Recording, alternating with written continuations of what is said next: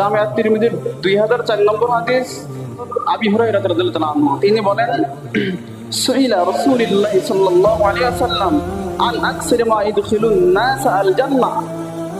আল্লাহর নবী সাহাবায়ে কেরামদেরকে বললেন যে তোমরা কি জানো যে কোন আমল মানুষকে সবচেয়ে বেশি জান্নাতে নিয়ে যাবে? সাহাবায়ে কেরাম বললেন যে আল্লাহ এবং আল্লাহর রাসূল ভালো জানেন। এবার আল্লাহর নবী বলছেন যে ফাকালা তাকওয়াল্লাহি ওয়া হুসনুল খুলুক। আল্লাহর নবী বলেছেন যে তোমরা কি জানো কোন আমল মানুষকে সবচেয়ে বেশি জান্নাতে নিয়ে যাবে?